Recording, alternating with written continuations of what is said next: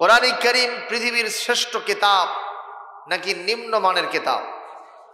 এর থেকে শ্রেষ্ঠ কিতাব পৃথিবীতে অতীতে ছিল, এখন আছে, ভবিষ্যতেও কি আর হবে?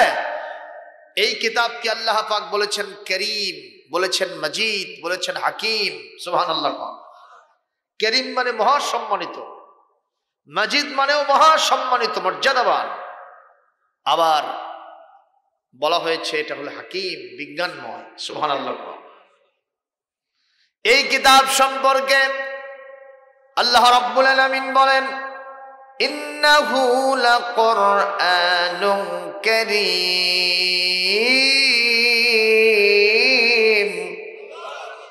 ফি কিতাবিম মাকনুন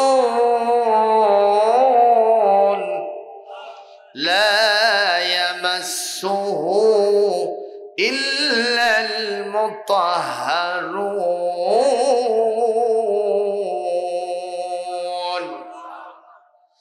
আল্লাহ রাব্বুল আলামিন কোরআনে কারীমের সূরাতুল ওয়াকিয়ার ভিতরে ওয়াজ করছেন, নিঃসন্দেহে এই কিতাবটা হলো কোরআনুন কারীম, মহাসম্মানিত। ফি কিতাবিম মাকনুন, একটা সুরক্ষিত কিতাবের মধ্যে এটাকে রাখা হয়েছে, লিপিবদ্ধ করে রাখা হয়েছে। লা ইয়ামাসসুহু ইল্লাল মুতাহহারুন, যেখানে কারো হাত যাবে না, কেউ স্পর্শ করতে পারবে না, কেবলমাত্র শুধুমাত্র যেই ব্যক্তি পবিত্র, এই পবিত্র ব্যক্তিরা ছাড়া আমার কোরআন কেউ স্পর্শ করতে পারবে না। একটু জোরে আওয়াজ দিয়ে বলুন না মারহাবা। এখন এই কিতাবটা পৃথিবীর অনেক মানুষ বলল মুহাম্মদ নিজে হাতে কোরআন লিখে তৈরি করছে। আপনারা কি বলেন তাই? এটা যে তাই নয়, আরবের কবিরা সেটা স্বীকার করেছে। আরবের সাহিত্যিকেরা সাবআ মুআল্লাকাত নামে একটা বড় কিতাব ছিল, সাবআ মুআল্লাকাত। এখানে 7টা কবিতা। কয়টা কবিতা?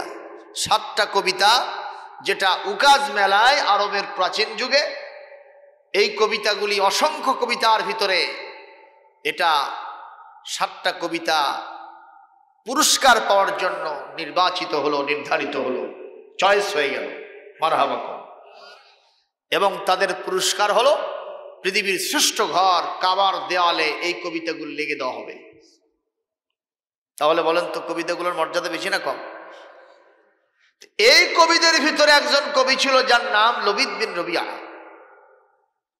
সাবআ মুআল্লাকাতের অন্যতম কবি।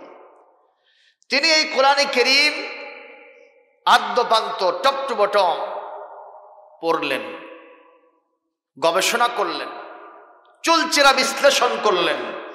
তার কাছে ধরা দিল এক সময়, সেটা কি? আমরা যেটা লিখেছি এটা আমাদের নিজের হাতের বানানো, আর মুহাম্মদ সাল্লাল্লাহু আলাইহি ওয়াসাল্লাম যেটা পড়েন, যেটা আমাদেরকে তেলাওয়াত করে শোনান, আমার মনে হয় লাইসা হাদা মিন কালামিল বাশার, এটা পৃথিবীর কোনো মানুষের বানানো হতে পারে না। একটু জোরে বলতে পারলেন না? আরো একটু জোরে হবে না? একটু জোরে আল্লাহু আকবার হবে না? ওই কবিরা এটা স্বীকার দিল, স্বীকৃতি দিল, তারা এটাকে অ্যাটাস্টেড করে দিল, সত্যায়িত করে দিল। মুহাম্মদ সাল্লাল্লাহু আলাইহি সাল্লামের আনিত কিতাব এটা মানুষের নয়, এটা নিঃসন্দেহে কোনো ঐশী বাণী হবে। আল্লাহ তাই বলছেন, তানজিলুম মির রাব্বিল আলামিন। এটা হলো রব্বুল আলামিন, কি বলে, বহুমাত্রিক জগতের যিনি রব, পালনেওয়ালা, প্রতিপালক, তিনি কে? তার পক্ষ থেকে এটা অবতারিত হয়েছে। জোরে বলেন সুবহানাল্লাহ। সুতরাং এই কিতাব মর্যাদাবান কিনা, সম্মানিত কিনা, মূল্যবান, ভ্যালুয়েবল কিনা, কথা বলেন না কেন? এখন এই মর্যাদাবান কিতাবের যারা শ্রোতা হবেন তাদেরও তো কপাল থাকা লাগবে, কথা কয় না?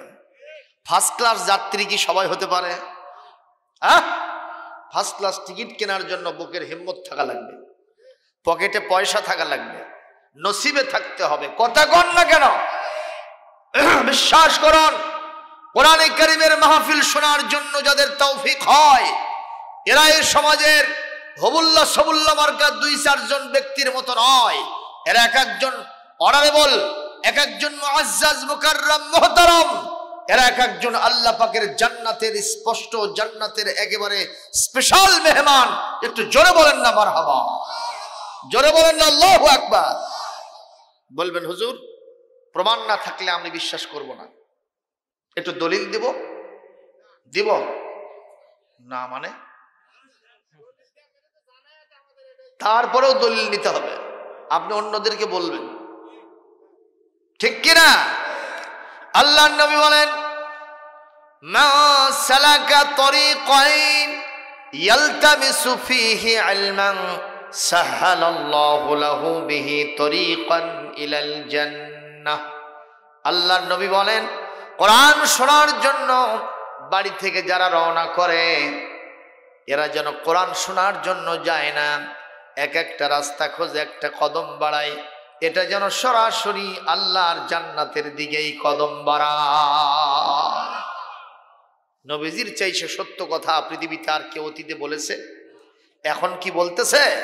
সুতরাং নবীজির কথাই হলো আসল কথা। জোরে বলুন ঠিক না ঠিক? সেজন্য আমরা যারা কোরআন শোনার সুযোগ পেয়েছি, একটু খুশির সাথে মহব্বত নিয়ে কলিজার সবটুকুন আবেগ এবং শ্রদ্ধাকে উজাড় করে দিয়ে পড়েন আলহামদুলিল্লাহ। রব্বানা লাকাল হামদ হামদান কাসীরান তাইয়িবান মুবারাকান ফীহি। কার প্রশংসা করলাম?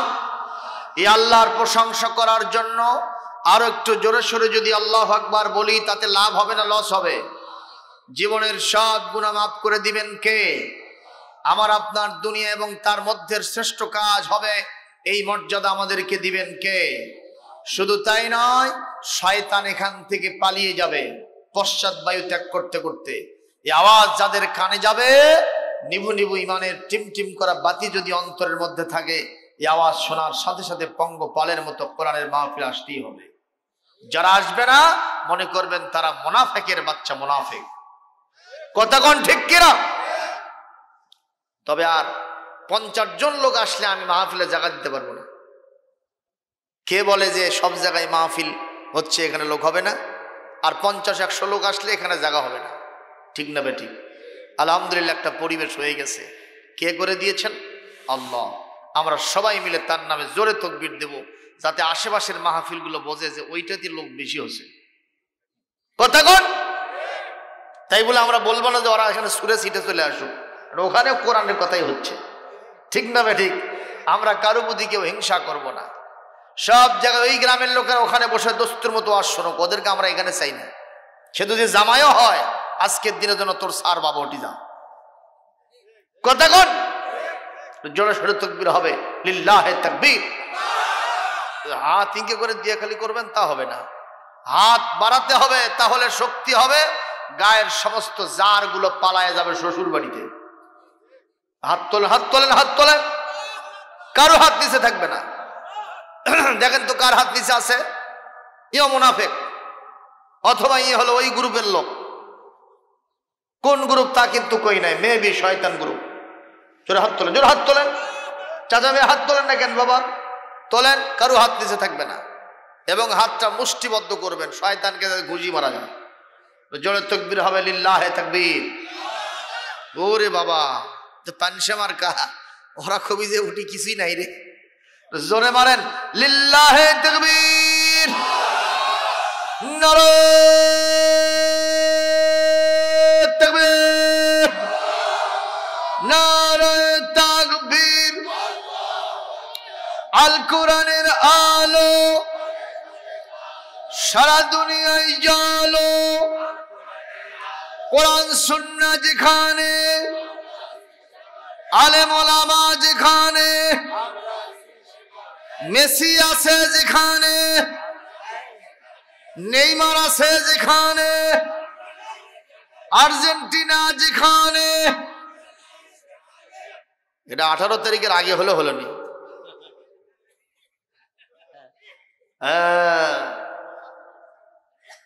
সবাই আছে, তাই না? ওর ওই সময় হলে ওইটা বলার সাথে সাথে আমি মুখ বন্ধ করে নিচের দিকে হয়ে থাকলো। কিন্তু নেইমার, মেসি, আর্জেন্টিনা, এই সমস্ত ইহুদি খ্রিস্টানদের রাজ্য এবং তাদের নেতা নেত্রীরা এবং খেলোয়াড়েরা আমাদের জন্য আইডল নয়, আদর্শ নয়, আমাদের জন্য কোনো প্রকারের নমুনা হতে পারে না। জোরে বলুন ঠিক কিনা? কারণ ওদের কোনো চরিত্র নাই।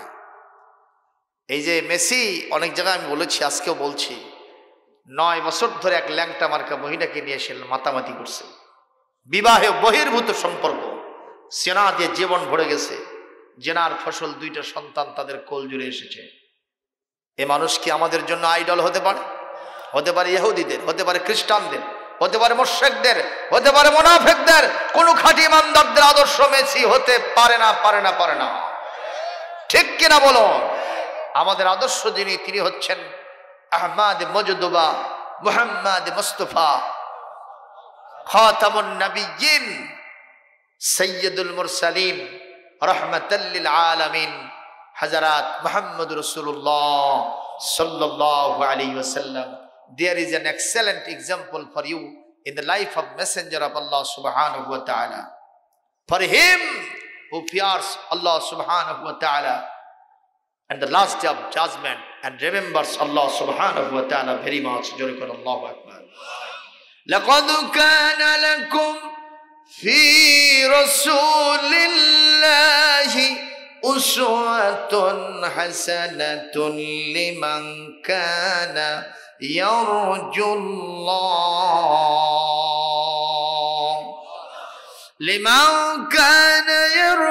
الله واليوم الآخر وذكر الله كثيرا. قرآن الكريم 22 নম্বর পারা 33 নম্বর সূরা সূরাতুল আহজাব 21 নম্বর আয়াত আল্লাহ পাক বলেন, তোমাদের জন্য অবশ্যই আমার রাসূলের জীবনের মধ্যে উত্তম আদর্শ আছে। যারা আমি আল্লাহকে পেতে চাও এবং আখিরাতের নাজ নিয়ামতে পেয়ে ধন্য হতে চাও, তাদের জন্য দায়িত্ব হলো আমার রাসূলের আদর্শকে ধরে নাও। একটু জোরে বলেন আল্লাহু আকবার। বাস্তবতার নিরিখে একজন মানুষের চরিত্রের ব্যাপারে যদি 4 জন ব্যক্তি সার্টিফিকেট দেয়, জোরে বলুন কয়জন? তাহলে ওই মানুষটা বাস্তবতার নিরিখে এ মানুষটা ভালো মানুষ। কয়জন বাবা? আমার সাথে যদি মেলে একটু হ্যাঁ হো বলবেন। 1 নম্বর, মানুষটার বাবা মা যদি তার সন্তান সম্পর্কে ভালো সার্টিফিকেট দেয়, কথা কয় না, তাহলে কি সে ভালো? আপনারা বলবেন হুজুর, বাবা মা সন্তান সম্পর্কে ভালো ছাড়া খারাপ করবেন, চোর হলেও। কিন্তু কথাটা এরকম নয়। অনেক বাবা মাকে দেখা গেছে পুলিশ ডেকে নিয়ে এসে সন্তানকে পুলিশের হাতে উঠিয়ে দিয়েছে, কথা কয় না, ঠিক না ভাইজান? সুতরাং বাপ মা হলেই যে পিতার সন্তান সম্পর্কে ভালো বলবে, এরকম অনেক বাপ মা আছে, তারা মন থেকে বলতে চায় না। কারণ আমার সন্তান খারাপ, আমি খারাপকে ভালো বললে কি ভালো হবে? 1 থাল ভরা পায়খানা আমি যদি লিখে দিই এটা বিরিয়ানি, তাই হবে নাকি ভাইজান? বাস্তবতা থাকার লাগবে তো। 2 নম্বর, এই পৃথিবীতে নিজের স্ত্রী যদি, নিজের বিবি যদি স্বামী সম্পর্কে ভালো সার্টিফিকেট দেয়, বুঝতে হবে এই সন্তানটা, এই স্বামীটা ভালো স্বামী, এই মানুষটা ভালো। কথা বলেন ঠিক না বেঠিক? ও মুসলমান, এ কথাও আপনারা হয়তো বলতে পারেন, স্বামী স্ত্রী তার সম্পর্কে ভালো বলবে, এটাই তো স্বাভাবিক। বলে না, এটাও অস্বাভাবিক ব্যাপার। অনেক স্ত্রী আছে যারা তাদের স্বামী সম্পর্কে ভালো সার্টিফিকেট দেয় না, যেহেতু ওই স্বামীর চরিত্র ফুলের মতো পবিত্র, নামাজ পড়ে না 1 ওয়াক্ত, গম চুরিতে পাকাপোক্ত, গাঁজা ছাড়ে না 5 ওয়াক্ত, নাস্তিকদের খুবই ভক্ত, আলেম ওলামার উপরে খুবই শক্ত। এই জন্যে অনেক বিবি আছে স্বামী সম্পর্কে ভালো সার্টিফিকেট দেয় না। কথা বলেন ঠিক কিনা? একটু খেয়াল করেন। আমার বগুড়া জেলায় একটা মাটিও মানুষের বক্তা আছে, যার নাম বজলুর রশিদ, চেনেন? এটি ওয়াজ করে গেছে। কোন জায়গা বাদ আছে ভাই? বাংলাদেশের বিশেষ করে ৮০ ডিভিশনের কোনো গ্রাম বাদ নাই, কোনো এলাকা বাদ নেই। এই জন্য ওনাকে বলা হয় মাটি এবং মানুষের বক্তা, বজলুর রশিদ মিয়া। ঠিক না বেটে? ওনার ওয়াজে শুনলাম উনি বলতেছে যে আমার স্ত্রী আমাকে কয় যে সাদিয়ার বাপ ঘুমত থেকে ওঠেন, সাদিয়ার বাপ ডুব দেন, সাদিয়ার বাপ ভাত খান, সাদিয়ার বাপ নামাজ পড়েন। উনি বলছে কে রে, গোটা দেশের লোক আমাকে হুজুর করে কয়, তুই কোস না কেন? ওনার স্ত্রী বলছে গোটা দেশের মানুষ তোমাকে চেনে না তাই হুজুর কয়, আমি তোমাকে চিনি এজন্য তোমাকে আমার হুজুর করার টাইম নেই। আচ্ছা, কথাটা কি হাসা না মিছে? সত্যি কথা না এটা? তার মানে বোঝা গেল যত বড় হুজুরই হোক স্ত্রীর কাছে ওর মর্যাদা হলো জিরো।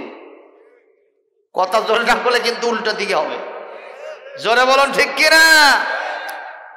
ওই যে একজন পীর সাহেবের কথা শুনলাম, তিনি গোটা এলাকা মুরিদ দিয়ে সাফা করছে, কিন্তু দুঃখজনক নিজের বিবি মুরিদ হয় না। কি হয় না? একদিনের ঘটনা, চিন্তা করলো বিবিকে একটু কারামত দেখানো দরকার। অলিদের কারামত আছে না, একটু কারামত দেখানো দরকার, অলৌকিক কিছু ঘটনা দেখানো দরকার। এই রকম শীতের দিনে বাড়ির বাইরে চুলা ফালায়া আঙ্গিনার ভিতরে ভাত রান্না করতেছে ওনার স্ত্রী সালেহা। আর পীর সাহেব তার কারামত দিয়া স্ত্রীর উপর দিয়া শাঁ করে উড়ে গেছে। কি করছে ভাই? উড়ে গেছে। স্ত্রী তাকায় দেখলো আল্লাহর কোন ওলি আমার উপর দিয়ে উড়ে গেল। আমার স্বামী আব্দুল্লাহ যদি আজ আসছে, ওর খবর আছে, ওই তো জীবনে কোনোদিন আমার উপর দূরে দেওয়ার পারল না, যে একটা কারামত দেখানো দরকার তা পারল না, আজ আসুক, খবর আছে। যেই বাড়িতে আসছে, আচ্ছা তুমি পীর না ক্ষীর, অলি না গলি, ভালো করে কত কেন? কত পীর সাহেবরা আমার মাথার উপর দিয়ে উড়ে যায়, কিন্তু তুমি তো কোনো জীবনে কোনোদিন উড়ে যেতে পারলো না। আজকে একজন উড়ে গেল, তুমি তো কোনোদিন কোনো মুআজিজা, কোনো কারামত তুমি দেখাতে পারলে না। তো বলছে সালেহা ক আলহামদুলিল্লাহ। কেন? ওই যে তোমার উপর দিয়ে উড়ে গেছে না, ওটা তো আমি তোমার স্বামী। ও তাই তো দেখলাম, একটু কাত হয়ে গেছে। তার মানে এখনো বিশ্বাস হচ্ছে না যে ইনি সাহেব উড়ে গেছে, কারণ আমাদের যে নাট বল্টু ঢিল আছে। কথা বলছেন না কেন? আমি এক মাহফিলে বলছিলাম আপনাদের বিবিরা আপনাদের সম্পর্কে চরিত্রের সার্টিফিকেট দেবে, এরকম কারা কারা আছেন একটু হাত তোলেন তো। কেউ হাত তোলে না। একজন খালি বুড়া মানুষ বুক টান করে দাঁড়াচ্ছে। আমি বললাম চাচা খবর কি? কয় যায় দেখেন, ঠাস করে কয়ে দিবি আমি ভালো। পাশে থেকে একজন করছে কে রে, কাল সকালে ঝগড়া হলো না, দাঁড়াচ্ছু কে রে? আমি খালি বসে সময় পাই না। জোরে কর নাউযুবিল্লাহ। তার মানে পীর মানে না বয়ে, পীর মানে না মায়ে, পীর মানে না গায়ে। কথা বলেন ঠিক কিনা? ২ নম্বরে, স্বামী যদি স্ত্রী সম্পর্কে ভালো সার্টিফিকেট দেয়, ওই স্বামীটা ভালো না খারাপ? একটু তুলনামূলক আলোচনা করব। ৩ নম্বর, যদি কারো বন্ধু বান্ধব তার বন্ধু সম্পর্কে ভালো সার্টিফিকেট দেয়, বুঝতে হবে ওই মানুষটা ভালো না খারাপ? ভালো। আর ৪ নম্বর, যদি বাড়ির চাকর চাকরানি, গাড়ির ড্রাইভার, নিজের ব্যক্তিগত সহকারী যারা আছে, তারা যদি তার সম্পর্কে ভালো সার্টিফিকেট দেয়, বুঝতে হবে এই লোকটা অনেক ভালো মানুষ। জোরে কোন ঠিক কিনা? ও মুসলমান, এই ৪ জন ব্যক্তির সার্টিফিকেট আমার নবীজি পাইছেন কি পান নাই? একটু জোরে বলতে হবে, পাইছেন কি পান নাই? ১ নম্বর, আসুন আমার নবীজি তার বাপ মায়ের সার্টিফিকেট কেমনে পাইলেন? জন্মের আগেই তো বাপ মারা গেল, চিরয়েতীম আমার সোনার নবীজি। ওয়াজাদাকা আইলান ফাআগনা আলাম ইয়াজিদকা ইয়াতীমান ফাআওয়া ওয়াজাদাকা আইলান ফাআগনা ওয়াজাদাকা দাল্লান ফাহাদা ووجدك عائلا فأغنى فأما اليتيم فلا تقهر وأما السائل فلا تنهر وأما بنعمة ربك فحدث جل الله أكبر আল্লাহ রাব্বুল আলামিন বলেন হে নবী আলাম ইয়াজিদকা ইয়াতীমান ফাআওয়া তোমার রব আল্লাহ পাক তিনি কি তোমাকে ইতিম অবস্থায় পান নাই অতঃপর তিনি তোমাকে আশ্রয় দিয়েছেন এই জন্য নবীকে আল্লাহ বলেন ফাআম্মাল ইয়াতীমা ফালা তাকহার আপনি যেহেতু নিজে ইতিম ছিলেন যদি কোনোদিন ইতিম সন্তান আপনি পান খবরদার তাকে গলা ধাক্কা দিয়া ধমক দিয়ে তারে বিদায় করবেন না ইতিমের অধিকার আপনার আদায় করতে হবে জোরকন মারহাবা ভাইরা আমার বাপ মারা গেছেন জন্মের আগেই কিন্তু মা নবীজির বয়স যখন মাত্র 6 বছর কয় বছর ভাইজান 6 বছর এই মা নিজে সার্টিফিকেট দিয়েছেন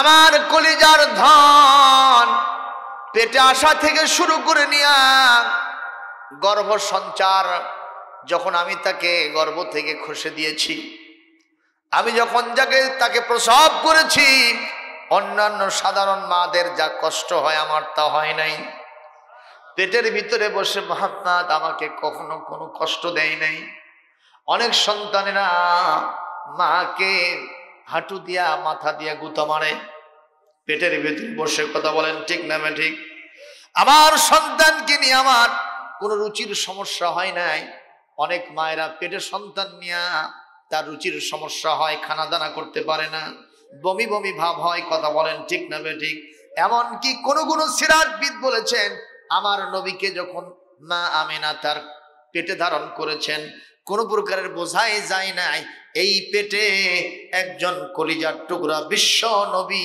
এই পেটে আছে কেউ বুঝতে পারে নাই যেরকম আল্লাহু আকবার যখন তিনি সন্তান প্রসব করেন এই পৃথিবীর 4 জন মহিয়সী নারী তারা এসে তাকে জান্নাতি নারী তাকে শুভ সংবাদ দিয়েছেন তার জন্য ফার্স্ট এইডের কাজ করেছেন ধাত্রীর কাজ করেছেন যারা তারা হলেন এই সমাজের সবচাইতে বড় মহিয়সী নারী যাদের জান্নাতের সার্টিফিকেট আল্লাহ কোরআনে দিয়েছেন যেরকম সুবহানাল্লাহ আমার ভাইজান রে এরপরে সন্তান যখন প্রসব হলো কোন রিওয়ায়াতে আছে আমার সোনার নবীজি আগে থেকে সুন্নত খাতনা করা অবস্থায় এসেছে মারহাবা কোন আল্লাহর নবী তার মায়ের দুধ পান করেছেন মাত্র সামান্য 7 দিনের মতো যেরকম কয়দিন 7 দিন এই 7 দিনে অন্যান্য শিশুদের যেরকম আচরণ হয় বৈশিষ্ট্য হয় আমার নবীর বৈশিষ্ট্য তার সম্পূর্ণ আলাদা ছিল সুবহানাল্লাহ কোন এরপরে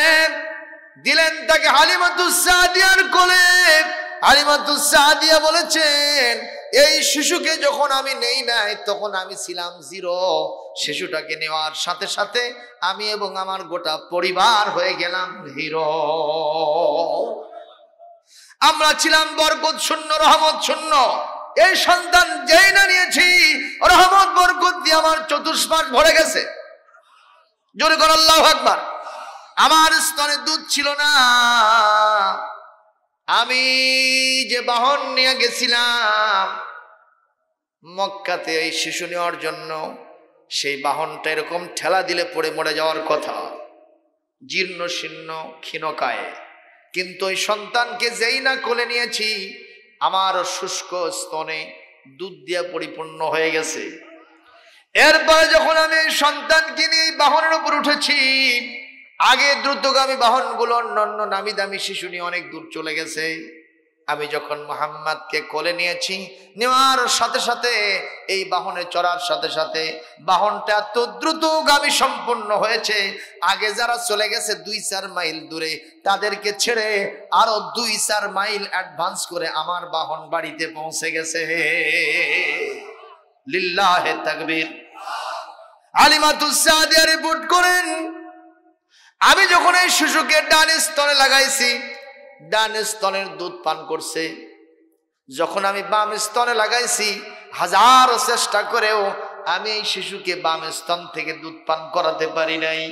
কারণ হলো আমার মন বলছে, আমার মন সাক্ষী দিল, আমার মন সব সময় দানা বেঁধে উঠলো, আনচান করলো, কেন এটা করলো না। গবেষণায় ধরা পড়লো মুহাম্মদ এমন একজন শিশু হবে যে এই পৃথিবীর অধিকার বঞ্চিত মানুষের অধিকার আদায় করবে। তার আসর, তার চিহ্ন প্রভাব এখনই পাওয়া যাচ্ছে। তার মানে একটা স্তনের দুধ পান করে, আর একটা স্তনের দুধ পান করে না। সে জানে আমার আর একজন শিশু আছে, দুধ ভাই আছে, সে তো এই দুধ স্তন থেকে দুধ পান করবে।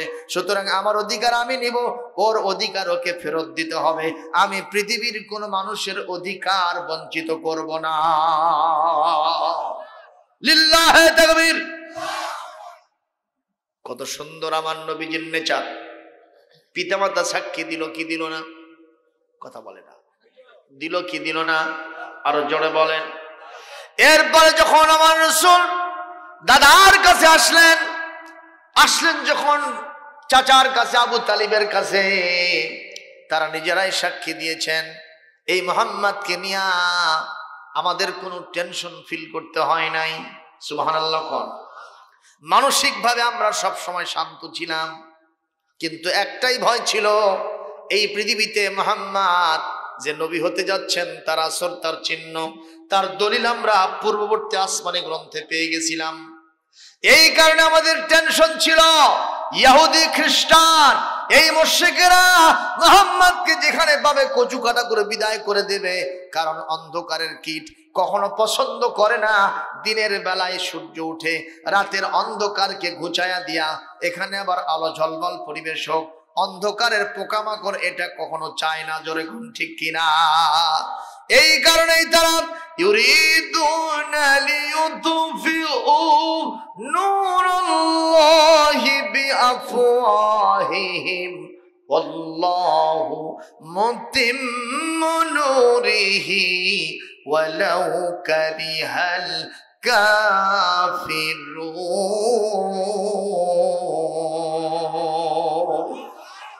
একটু জোরে করেন আল্লাহু আকবার। আল্লাহ রাব্বুল আলামিন কোরআনে কারীম সূরাতুস সাফ 28 পারা 8 নম্বর আয়াতের ভিতরে ইরশাদ করছেন, তারা চাইবে মুখের ফুৎকার দিয়া আমার নূরটাকে, আল্লাহর নূরটাকে নির্বাপিত করবে, কিন্তু আমি আল্লাহর ইচ্ছা হলো আমার নূরের পূর্ণতা দান আমি করব। এতে যতই গা জ্বালা হোক ইসলাম বিদ্বেষী কাফের শক্তিদের, আমি আল্লাহ তাতে কোনো পরোয়া করব না। জোরে বলেন না মারহাবা। আমাদের দ্বীনের পক্ষে কি আছেন? ইসলামের পক্ষে কি আছেন? কোরআনের সাথে কি আছেন? মুসলমানদের সাথে কি আছেন?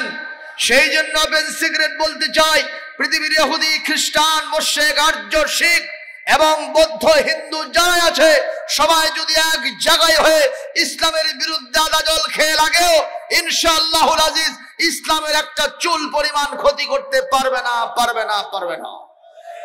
সুতরাং আমরা ইসলাম পেয়ে ধন্য গণ্য মান্য বরেণ্য, আমরা কি খুশি না বেজার? খুশি না বেজার? ইসলাম ধর্মে থাকার কারণে যারা খুশি হয়েছেন এক হাত না দু হাত তুলে আল্লাহর কাছে সন্তুষ্টি হিসেবে দেখায় দেন।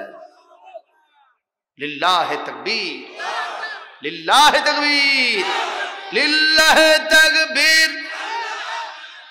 আল কোরআনের আলো, কোরআন সুন্নাহ যেখানে, ইসলাম আছে যেখানে, আলেম ওলামা যেখানে, কোরআন নাই যেখানে, শয়তান আছে যেখানে, শয়তানের কালো হাত ভেঙে দাও, গুড়িয়ে দাও। নারে তাকবীর। আলহামদুলিল্লাহ। কোন শীত আছে না গেছে? আলু ঘাটা খেলে আরো যাবে, কোনো টেনশন নাই, বসে থাকেন। কষ্ট হচ্ছে নাকি ভাইজান?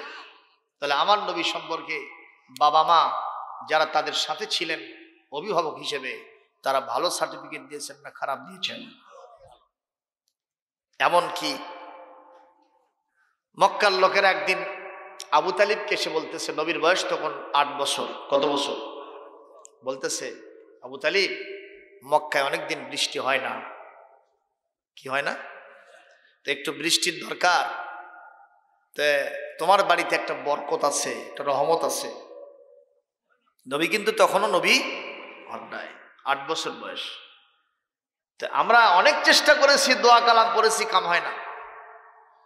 তোমাদের হবে কেমনে? তোমাদের সাথে তো রহমত নাই, বরকত নাই, কথা বল, দোয়া নাই, মোসা নাই, ঠিক না বে ঠিক? এই পৃথিবীতে যারা ইসলামের পক্ষে নাই, এরা যদি দোয়া করে আল্লাহর কাছে, সে দোয়া করতে গিয়েও ভুল করে, কথা কয় না? কয় হুজুর করে টাইম দেব, পদ্মা সেতু উদ্বোধন করবো, আমাকে রে হুজুর দিয়ে, কথা কয় না? এমন ভাবে সূরা পড়িছে, এমন সূরা পড়িছে যে সূরার কথা কোরআনই নেই। জোরে কর নাউজুবিল্লাহ। কুটি কুন্ডা লাগাতেছে, মানে একেবারে কুফরি কালাম করে ফেলতেছে। আর একজন বলতেছে নাউজুবিল্লাহ সুম্মা নাউজুবিল্লাহ। বঙ্গবন্ধুর জন্য দোয়া করতে গিয়া ওনাকে জান্নাতে ঢুকান লাগবে না, কিন্তু ঢুকাছে উল্টোটা। বলতেছে যে হুজুরকে কোনো টাইম নেই, নিজেরাই কর্ম। এরকম করছে না অনেকে কর। আমাদের গ্রামে একজন কুরবানি জব করবে, তো হুজুর খুঁজে পাওয়া যাচ্ছে না, বলছে নিয়ে নিজে জব কর্ম রে, হুজুরের টাইম আছে ওটি। এমন ভাবে জব করছে যে রগই কাটেনি, যে সারা দেশে উঠে দৌড় মারছে কুরবানি। লোকজন আবার দাবিরা ধরে নিয়ে আসে, বলছে তুই হব না, তুই ভাগ। আর একজন হুজুরক ডেকে নিয়ে এসে সে জব করে আবার, কথা কয় না কে? হুজুর ছাড়া কাম হবে না। ওই যে পাশার তলে বাঁশ দিলেই কি হওয়া যায় না, ওই নিজেরই পাও কাটে ফেলবে, কথা বলেন না কেন? আমাদেরকে তোমরা ব্যবহার করো 4 জায়গায়, হওনে, মরণে, জোরনে আর খলনে, কথা কয় না? হওনে মানে হওয়ার পরে নাজন দেওয়া লাগবে, দিলাম। তারপরে যখন মরণে চিৎপাটাং হয়ে পড়ে আছে, হুজুর নাই, গোসল হচ্ছে না, তারপরে কাফনের কাপড় কাটা হচ্ছে না, পরানো হচ্ছে না, জানাজা হচ্ছে না, কবরে কে নামাই খুঁজে পাওয়া যাচ্ছে না, কথা কয় না? এগুলো হুজুর এসে করে দিলে। এমনকি করোনার সময় বাপকে ফেলে বেটা পালাইছে, বাপক হাত দিলি করোনা হবি, কথা কয় না? আমার গোরস্থানে কত লাশ দাফন হলো, চাই দেখলাম। পুলিশের লোকেরা আসছে দাফন করতে, বেটার খবর নাই, বিটির খবর নাই, জামাইয়ের খবর নেই, কেউ নেই, বিবি পালাইছে। কিন্তু টুঙ্কু মৌলবী যারা মসজিদের ইমাম আর মুয়াজ্জিন জীবনের ঝুঁকি নিয়ে আল্লাহর উপরে তাওয়াক্কুল করে টিম গঠন করে করোনা ভাইরাসে আক্রান্ত হয়ে যারা মারা গেছে, তাদের দাফন কার্য সম্পূর্ণ করেছে। প্রমাণ হয়ে গেছে আলেমরাই দেশকে বেশি ভালোবাসে, ঠিক কিনা? তোমরা দেশের জন্য কি করো? মঞ্চে উঠে খালি এক সাগর রক্তের বিনিময়ে বাংলার স্বাধীনতা আনলে যারা, আমরা তোমাদের ভুলবো না। এটা ছাড়া তার কিছু নেই। অথচ ভুলে বসে আছে যে শিল্পী গান গায়, ওর পোশাক গাওয়ার যেগুলো আছে একটাও বাংলাদেশের নয়, সব ইন্ডিয়ার। তাহলে ওই দেশক ভালোবাসে, কথা কোন? ওদের স্বল্প একটা দেশের পড়ে না, সব বাইরে পড়ে, কত কয় না বারে। আর করছে আমরা খুব ভালোবাসি, আমরা মুখ দিয়ে ভালোবাসার কথা বলি না, আমরা কাজ দিয়ে প্রমাণ করি। আমরা দুর্নীতি করি না। আপনারা বলেন যারা দুর্নীতি করে তারা কি দেশের জন্য বন্ধু হতে পারে? কথা বলেন। যারা টাকা পয়সা পাচার করে হাজার হাজার কোটি টাকা, তারা দেশের বন্ধু হতে পারে না, জোরে কোন ঠিক কিনা? আর আমরা ওইসব করি না, আমরা দেশের টাকা দেশেই খরচ করি। মাছে ভাতে বাঙালি, তোমাদের শানে খাটে না, এটা হুজুরদের শানি খাটে। ডাল চালের খিচড়ি খায়, 3000 টাকার মুয়াজ্জিনের চাকরি করে, ডাল চাল খায়া সুন্দর করে শুকরিয়া আদায় করে এমন একটা পান খাইতেছে, ধ্যারানি পড়ে যাচ্ছে। আর মুখের দিকে তাকালে মনে হয় দুনিয়াতে শান্তি যদি কোথাও থাকে এইখানে তা, এইখানে তা, এইখানে। কত কয় না বারে। ভাঙ্গা সাইকেল দিয়া ওই সাইকেলের চেন দিয়ে পায়জামা মাখে শেষ, আছে না এরকম? কিন্তু শুকরিয়া আছে। আর ওরা 15,000 20,000 টাকা দিয়ে 4 স্টার 5 স্টার হোটেলে নাস্তা করছে, খাওয়া দাওয়া এসে করে এটা খাওয়া হলো, কোনো শুকরিয়া নাই। হবে কেমনে রে? তোর তো বাবার টাকা না, এটা কামাইয়ের টাকা না, এটা কলমের খোঁচা দিয়া ফকুরের ঝোলার চাউল কারে খাওয়া টাকা। হালালে কোনো সমস্যা নাই, মজা আছে, কিন্তু হারামে কোনো মজা নাই। ঠিক ভাইরা আমার সোনার নবীজির ব্যাপারে সবার কনসেপ্ট হলো এই ছোট্ট ছেলেটা আমরা আগের থেকেই জানি অত্যন্ত বরকতময়, জীবনে কোনোদিন অশ্লীলতা বেহায়াপনাকে প্রাধান্য দেয় নাই, ল্যাংটা হয় নাই। কাবা যেদিন সুন্দর করে রিকনস্ট্রাকশন হয়, নবীজির চাচা আবু তালিব বললেন, বাবা মুহাম্মদ তুমি কি একটু ইট বহন করবে না? বলে, চাচা বহন তো করব, কষ্ট হচ্ছে আপনাদের? আচ্ছা কান্ধে নাও। নবীজি আমার কান্ধের উপরে ইটগুলো নিয়ে কাবালির কনস্ট্রাকশন করার জন্য বহন করতেছেন। সিরাতের সহিহ কিতাবে এসেছে, ভাইরা আমার, নবীজির চাচা এক সময় বললেন, বাবা ছোট্ট মানুষ, বড্ড কষ্ট হচ্ছে তোমার, তোমার পরনের লুঙ্গিটা খুলে একটু তোমার কান্ধে বাঁধো, এর উপরে ইট বহন করো, তোমার কোনো কষ্ট হবে না নি। আমার নবীজি চাচার পরামর্শ শুনে আস্তে করে লুঙ্গির গিরাতে একটু হাত দিয়েছেন, এখনো খোলেন নাই। লুঙ্গির গিটায় যখন হাত দিয়েছেন, ওনার আগাম শরমের অনুভূতি হয়েছে, হাই রে, এতগুলো মানুষের সামনে আমার এই লুঙ্গি যদি খুলে ফেলে আমি উলঙ্গ হব, আমার কেমন হবে? এই আগাম শরমের অনুভূতিতে আল্লাহর নবী বেহুশ হয়ে মাটিতে পড়ে গেছে। একটু জোরে কি আল্লাহু আকবার বলা যায় না? আলো জোরে কি আল্লাহু আকবার বলা যায় না? এমনকি আল্লাহর নবী তার দুধ ভাইদের সাথে বকরি চড়াইতেছেন, সুবহানাল্লাহ। পৃথিবীর সব নবীকে দিয়ে আল্লাহ বকরি চড়াই নিয়েছেন, কারণ বকরি যদি ঠিক মতো মানুষ কি বলে লালন পালন করা যায়, রক্ষণাবেক্ষণ করা যায়, এই ব্যক্তি নিঃসন্দেহে মানুষকেও লালন পালন করতে পারবে। কারণ বকরির সাথে মানুষের একটা তুলনা আছে, মিল আছে। এই যে এই রাত্রে যদি বৃষ্টি এখনো শুরু হয়, আব্দুল সালাম যত বড় বক্তা হোক তক্ত হয়ে যাবে, আপনারা বিদেহে দৌড়, কথা কয় না। বকরির গাওয়াত পানি পেলে থাকে, কথা কয় না থাকে। বকরি আবার একটা জেদ আছে, দুনিয়াতে মানুষের জেদ যদি শুরু হয়, ওই জেদ আর কখনো সারে না, কথা বল ঠিক না ঠিক? অনুরূপ ভাই বকরি যদি জেদ ধরে আমি সামনে যাব না, আপনি হাজার টানতে শুনি খাবি না, পেছনের দিকে আছে, ঠিক না ঠিক? কয়েক বছর আগের ঘটনা, আমার এলাকায় এক লোক তার বকরি গোসল করাবে শীতের মধ্যে। এখন যে শীত না, এইরকম শীতের মধ্যে মানুষ 7 দিন পানি ছোড়া হয়ে দৌড়ে দৌড়ে বেড়ায়, পানির কাছে যায় না। এরকম কিছু পানি ছোড়া মানুষ আছে না নাই? আর ওর যে কি হয়েছে বাবা, ওই বকরি গোসল করাবি পানি, তাও পুকুরের পানি, গলার দড়ি লাগে টানাচ্ছে, আর বকরি পেছনের দিকে টানা ধরছে, টানতে টানতে ছিঁচড়ে একবারে পুকুরের পার পর্যন্ত নিয়ে এসে ওখানে গিয়ে এত জোরে টান মারছে, বকরি দড়ি ছিঁড়া বকরি গেছে বাড়িতে, বকরি আলাই পানিতে। এই হলো বকরি, ছাগল, কথা কোন ঠিক না বেঠিক? এই জন্য পৃথিবীর সব নবীকে দিয়ে আল্লাহ পাক বকরি চলাইছে। তোমরা যদি বকরি চলাতে, বকরি কন্ট্রোল করতে পারো, তোমরা মানুষ কন্ট্রোল করতে পারো। আমার নবী ওবাদ যায় নাই, সুবহানাল্লাহ। কর বন্ধুদের সাথে বকরি চড়াচ্ছেন, পাশের গ্রামে টুনটুন টুনটুন গান হচ্ছে, আর আওয়াজ বাজতেছে, একেবারে ঢুক ঢুক করে আওয়াজ বাজতেছে, একতারা বাজাইতেছে, ঢাক ঢোলক বাজতেছে। আল্লাহ নবী জিজ্ঞেস করলেন, ওখানে কি হচ্ছে রে? ওরা বলতেছে, মুহাম্মদ তুমি তো দেখবা না ওসব, তুমি একটু বকরি দেখো, আমরা একটু দেখে আসি। আল্লাহ নবী বকরি দেখতেছেন, ওরা দেখে আসে, কয় যা হচ্ছে মুহাম্মদ, তুমি যদি যাও না তোমার কলিজা ঠান্ডা হয়ে যাবে। আল্লাহ নবী বললেন, দেখি একটু এক্সপেরিমেন্টলি কেমন হয় যাই। আল্লাহ নবী সেখানে গেছেন, ওখানে কি হয়েছে না হয়েছে হুজুর বলতে পারেন না। সাথীরা বলল, কি কি দেখলা? কয় যে আমি যাওয়ার পরেই চোখত এমন ঘুম আসছে, আমি ওখানে ঘুম আসছি, কখন যে সূর্য উঠে গেছে আমি টের পাই নাই। সূর্য ওঠার পরে আমি সূর্যের চিকার যখন আমার চোখে লাগছে, তখন আমি জায়গা পাইছি, দেখি যে গান বাজনা সব শেষ। জোরে আল্লাহু আকবার দিবেন না? আল্লাহর নবী গান শোনেন নাই, সুবহানাল্লাহ জোরে বলেন। সিরাত ইবনে হিশাম পড়লেই ঘটনা পাওয়া যায়।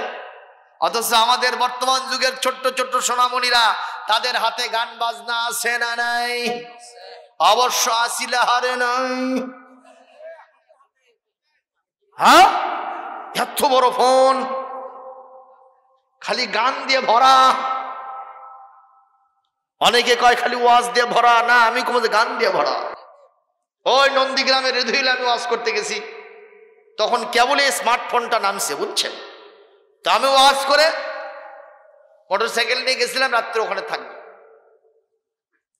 তো ছেলেরা এসে বললো, হুজুর আপনার ওয়াজটা এখানে রেকর্ড করছে, আপনি ওয়াজ শোনেন, আমরা একটু তাবারক দিয়ে আসি। তো ল্যাপের মধ্যে পাও দিয়া আমি ওয়াজটা শুনতেছি। তো কিছুক্ষণ পর দেখি যে আমার ওয়াজটা বন্ধ হয়ে গেছে। ভালোই লাগতেছে, কেড়েবারে ওয়াজ বন্ধ হয়ে গেল। দেখি তো ঘুটুর মুটুর করি, না হয় না। বুঝতে পারছেন? যে এক জায়গায় থ্রি মারছি, ঢাই ঢুই করে শুরু হয়ে গেছে। তুমি কাছে কিংবা দূরে রও, চোখের ইয়ার আল্লাহ মনে রেখো আমিও ছিলাম, এটা শুরু হয়েছে। আমি চিন্তা করলাম, আল্লাহ এটা যদি কেউ শোনে কবি এটা তো হুজুর না রে, এই তো গুন্ডা। কথা কোন ঠিক নেবে ঠিক? হাতে হুতে চেষ্টা করতেছি কিন্তু বন্ধ হয় না। এত জোরে সিবি মারছি, দিকে সব ঠান্ডা। আমি ডুক্কি মারছি ল্যাপের মধ্যে। ওই ছেলেটা এসে করছে, হুজুর ওয়াজ শোনা হসে? আমার হসে বাবা, লে ল্যাপের মধ্যে দিলাম। ওই এখন ঘুতে খেতে করছে, এলে সিটেরই ব্যবসা কদিন ধরে শিখছেন। আমি বললাম, বাবা কি হয়েছে রে? করছে, আপনার ওয়াজ তো খাসেন, আমার 14টা গান আজকে নন্দীগ্রাম থেকে তুলছি, ছায়া ছবির গান, সেলেও শেষ করছে। জান থাকে আপনি কন? সেই দিন বুঝেছি বাবা, এর মধ্যে খালি ওয়াজ থাকে না, কেওয়াজও থাকে। কথা কন না গান। অনেক সময় মোটর সাইকেল নেই, কার নিয়ে যায়, ছোট্ট ছোট্ট ছেলে মেয়ের, একটা ছেলেটা মেয়ে ডান্স দেয়, আমাকে দেখায় ডান্স দেওয়াচ্ছে আর গান গাচ্ছে। এগুলো আমাদের সন্তানরা শিখতেছে। সেক্ষেত্রে আমার সোনার নবীজি এগুলো থেকে পরহেজ ছিলেন। বলেন তো, গান বাজনা যিনি সাপোর্ট করেন না, নিষিদ্ধ যিনি করেছেন তিনি কে? আল্লাহ নিষেধ করেছেন। কোথায় আছে? কোরআনে কারীম 21 নম্বর পারা 31 নম্বর সূরা, সূরা লোকমান আয়াত নম্বর 6। আল্লাহু আকবার। সব গান বাজনা নিষিদ্ধ আয়াত দিয়া। একটু তেলাওয়াত দেব, একটু জোরে আল্লাহু আকবার বলতে পারবেন? وَمِنَ النَّاسِ مَن يَشْتَرِي لَهْوَ الْحَدِيثِ لِيُضِلَّ عَن سَبِيلِ اللَّهِ بِغَيْرِ عِلْمٍ وَيَتَّخِذَهَا هُزُوًا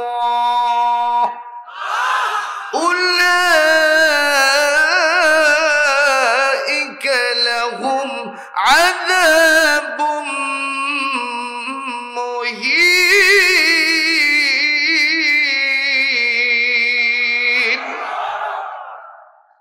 আরো জোরে বলে। আমার তেলাওয়াত করতে 12টা বাজে, আপনাদের তো 10টাই বাজে না। সবাই মিলে জোরে বলে আল্লাহু আকবার। দাইরামান আল্লাহর নবী সাল্লাল্লাহু আলাইহি ওয়াসাল্লাম সম্পর্কে পরিবারের লোকেরা সার্টিফিকেট দিয়ে দিল। এইবার আসেন, আমার নবী সম্পর্কে তার বিবি সার্টিফিকেট দিচ্ছেন না দেন নাই? আমার সোনার নবীর যারা স্ত্রী ছিলেন আজওয়াজে মুতাহহারাত, আমাদের মা উম্মাহাতুল মুমিনিন রাদিয়াল্লাহু তাআলা আলাইহিন্না, তারা আমার নবী সম্পর্কে বলেছেন, আমাদের নবী তার ঘরের ভিতরে কোনো দৌলত ছিল না, কোনো প্রকারের মডার্ন ইকুইপমেন্ট ছিল না, শান্তির জন্য আধুনিক কোনো উপকরণ ছিল না, কিন্তু নবীর সাথে মহব্বত এবং ভালোবাসা দিয়ে আমাদের ঘরটা ভরা ছিল। এমনকি আমার মা আয়েশা সিদ্দিকা রাদিয়াল্লাহু তাআলা আনহা বলেন, বিশ্ব নবীর এমন একটা জামা ছিল না যেই জামাটা আমি ভাঁজ করে রেখে দিব। আল্লাহু আকবার কোন। সুতরাং এইটা না থাকলেও নবীর সাথে আমাদের সম্পর্ক দা কুমড়ার সম্পর্ক ছিল না। আমাদের সাথে আর নবীর সাথে ভালোবাসার সম্পর্ক দিয়া পুরা ঘরটা ভরে ছিল। ইভেন প্রথম স্ত্রী আমাদের মা খাদিজাতুল কুবরা রাদিয়াল্লাহু তাআলা আনহা রাসূলুল্লাহ যখন ওহী নিয়ে হেরা পাহাড় থেকে নেমে আসলেন, হেরা পাহাড় থেকে নেমে আসলেন কোন কিতাব নিয়া? জোরে বলেন, এটার ওজন কত হবে? এই যেটা আমার হাতে আছে অতিরিক্ত আধশের, হাফ কেজি, ঠিক না বেটি?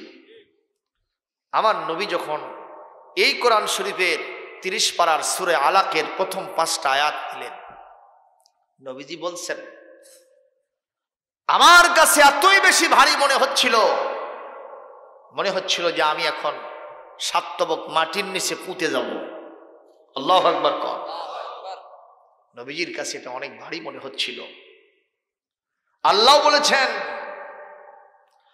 ইন্না আরাদনাল আমানাতা আলাস সামাওয়াতি ওয়াল আরদি ওয়াল জিবাল فأبين أن يحملنها وأشفقن منها وحملها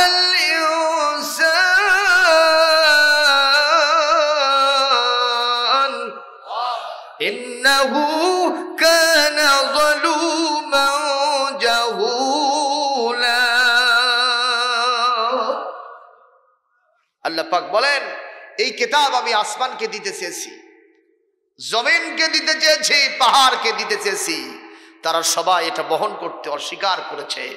তারা বলেছে এত বড় কিতাবের দায়িত্বভার আমরা নিতে পারবো না, আমাকে ভয় করেছে তারা। আল্লাহু আকবার, আল্লাহু আকবার বলেন।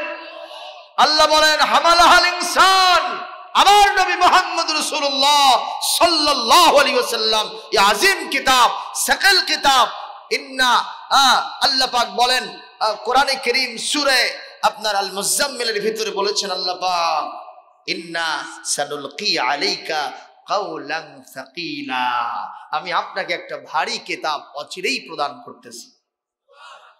তাহলে কোরআন পাতলা না ভারী? আর আমাদের কাছে কতটুকু? Half KG. একজনকে বললাম দাম কত, কয় হুজুর ভালোটা 100, খারাপটা 50।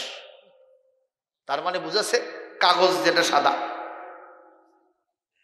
অফসেট প্রেস সেটা হলো 100 টাকা, আর যেটা নিউজ প্রিন্ট সেটা 50 টাকা। এটা আসল দাম না, এটার অনেক দাম, এটা দেওয়া যাবে না, ঠিক নেবে, ঠিক ভাইজান? এটা যখন নবীজি নিয়ে আসলেন, নিয়ে আসার পরে ওনার স্ত্রীকে তিনি বলছেন, খাদিজা ইন্নী খাশিতু আলা নাফসি, আমার নিজের ব্যাপারে আমার শঙ্কা, ভয়, আশঙ্কা, সম্ভবত আমি দুনিয়াতে আর বেশি দিন বাঁচব না, আমার গায়ে জ্বর উঠে গেছে, কঠিন জ্বর। আপনারা বলেন গাছ যদি বড় হয় ঝড় কি বেশি লাগে না কম লাগে? হ্যাঁ, যদি ডাল ভাঙ্গে কোনটার ভাঙ্গে? বড়টারই ভাঙ্গে। আমাদের গায়েও জ্বর ওঠে, আমার নবীর গায়েও জ্বর উঠেছে। সুবহানাল্লাহ। আল্লাহর নবীর যখন মারজে মউত ছিল, আম্মা জান আয়েশা বলেন, যখন আমার রাসূলের কপাল মোবারকে আমি হাত দিয়েছি, মনে হচ্ছে আস্ত জ্বলন্ত উনুন এবং হাসালের উপরে আমি হাত দিয়েছি, এত গরম ছিল। এই পৃথিবীতে আল্লাহ পাক নবীদেরকে বেশি পরীক্ষা করেছেন। সুবহানাল্লাহ। অনেকে তো কয় আমাদের বড় হুজুর 12 বছর ধরে কেন জেলখানায় আছে? কথা কয় না, বলে না। অনেক বড় হুজুররা কয়, অনেক বড় পীর মাশায়েখরা কয়, অনেক বড় শায়েখরা বলতেছে ওনার কিছু আছে, তাছাড়া এতদিন পৌঁছবে কেন? আমরা বলবো পৃথিবীতে যারা সবচাইতে বেশি নামী হয়, দামি হয়, যারা সবচাইতে বেশি গুণাবলী সম্পন্ন হয়, তারাই তো বেশি পরীক্ষার সম্মুখীন হয়েছে। আমার জাতির পিতা ইব্রাহিম আলাইহিস সালামকে আগুন দিয়ে পুড়ে মারার জন্য ফাইনাল ডিসিশন নিয়ে 40 দিন পর্যন্ত উত্তপ্ত আগুনের ভিতরে তারা ফেলে দেওয়া হয়েছে। মুসা আলাইহিস সালামকে একেবারে খরস্রোতা নীল নদের ভিতরে ফেলে দেওয়া হয়েছে। আমার সোনার নবীজিকে চতুর্দিক থেকে পাথরের বৃষ্টি মারা হয়েছে। কথা কন না কেন? তাই বলে কি আমার বড় হুজুরের দাম কমে গেছে? জোরে বলেন, কমে গেছে? এই কথা কখনো বিশ্বাস করবেন না। একটু খেয়াল করেন, এশার নামাজের আজান হলো, হাইয়া আলাস সালাহ, حي على الصلاة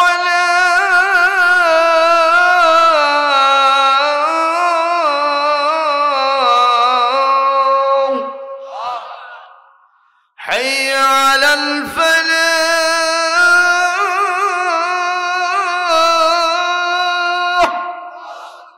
حي على الفلاح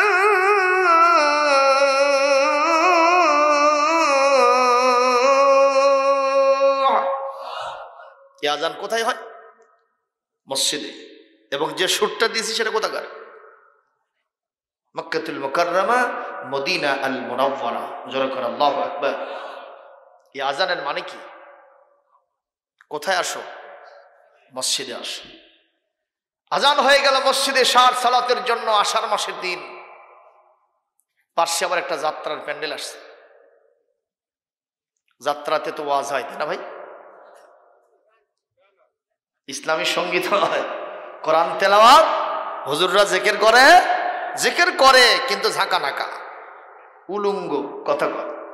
এক ছেলে দেখতে যে দৌড়াচ্ছে খালি সামনের দিকে। বাবা কি রে, তোর খবর কি? কয় যে হুজুর মধু থুয়ে যাচ্ছে। আমি বললাম কি হয় যাত্রায়? কয় না দেখলে বুঝবেন কি। আমি বললাম তুই কি হয়? কয় হুজুর খালি শুরুতে একটু অভিনয় হয়, তারপরে শ্রোতারা কয় যে কোনো কাপড় থাকবে না, উলুঙ্গ ডান্স চলবি, কোনো কাপড় নাই।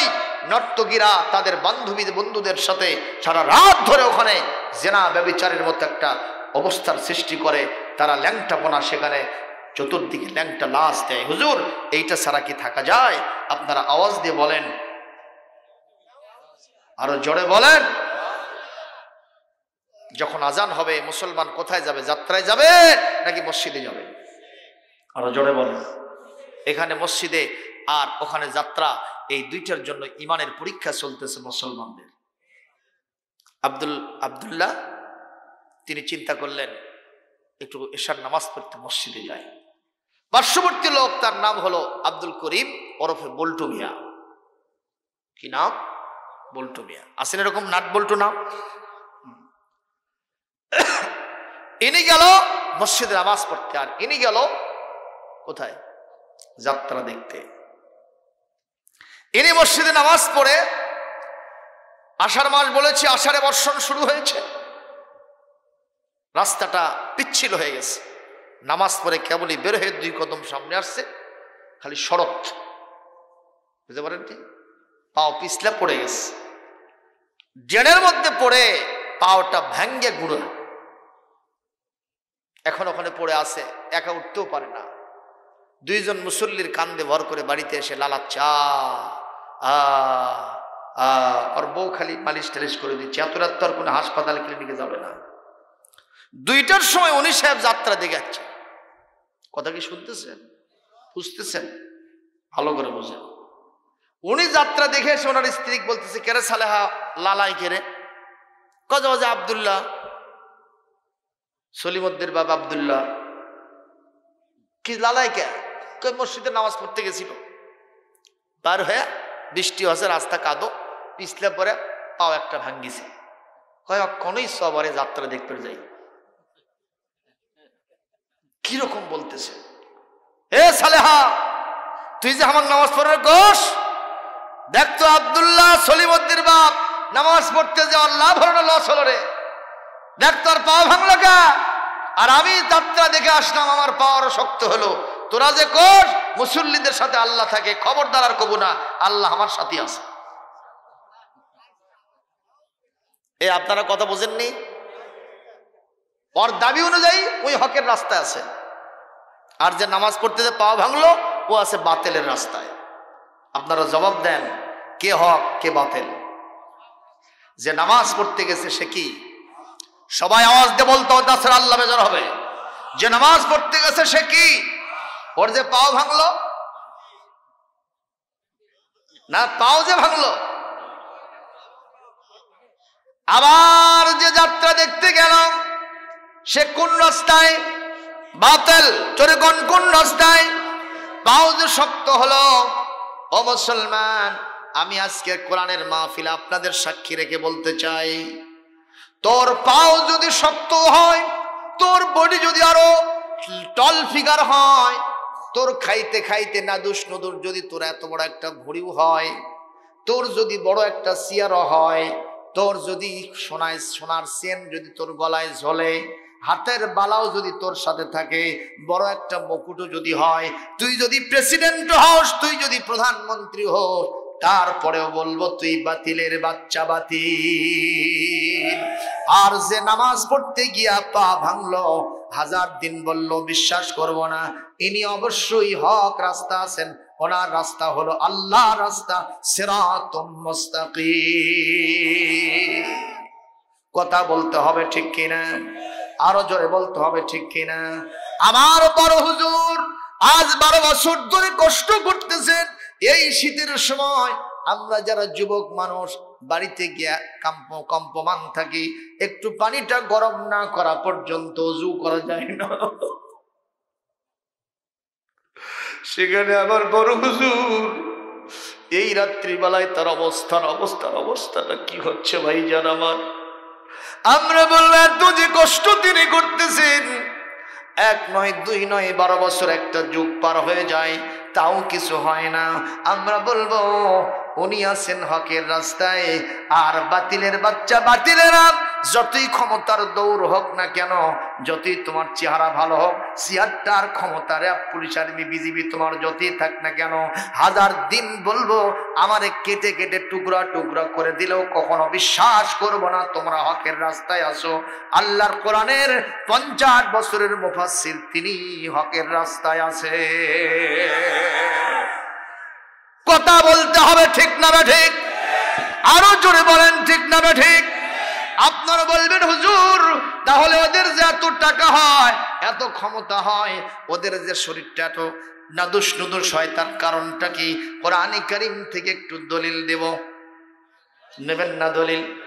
আরো জোরে কোন নেবেন কে নেবেন না?